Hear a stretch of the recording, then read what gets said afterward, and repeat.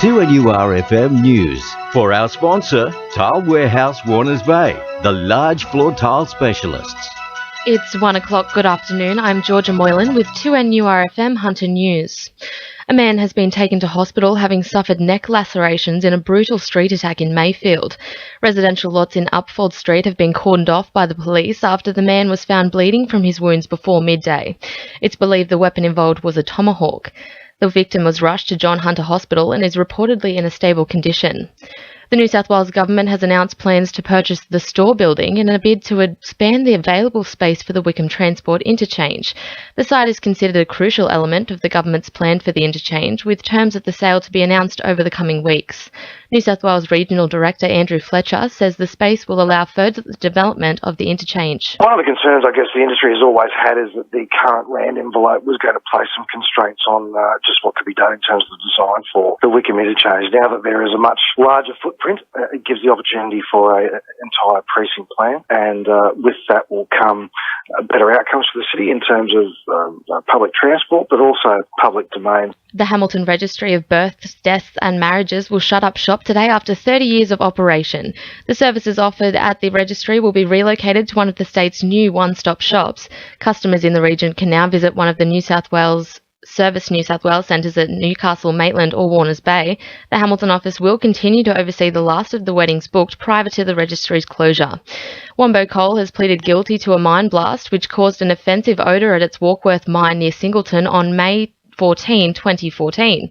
The odorous fumes escaped Wombo's premises and blew across neighbouring properties. The Environment Protection Authority received reports from several people who were exposed to the fumes for up to 20 minutes. A remembrance service will be held tonight by the Hunter Catholic Diocese for victims of the Bali bombings, including 3 Novocastrians who perished in the disaster. The community is invited to take part in the event at Sacred Heart Cathedral, which will mark the 10th anniversary of the bombings.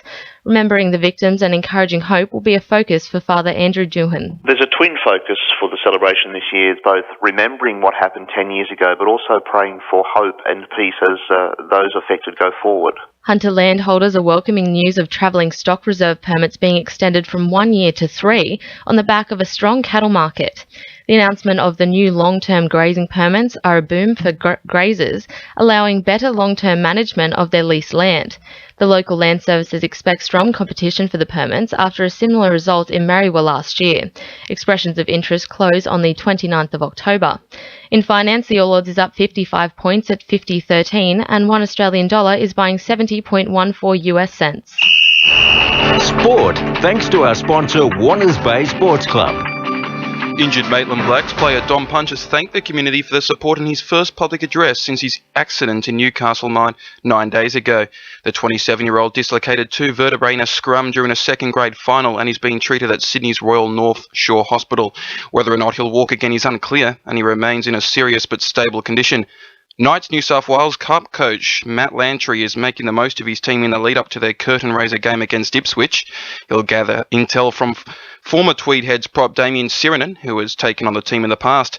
Ipswich are notorious for their tricky plays. The two teams face off on Sunday at Suncorp before the NRL Grand Final.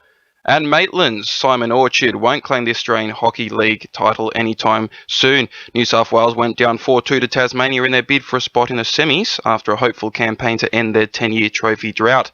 That's sport. I'm Jacob Dunstan. 2NURFM News Time is 1:04.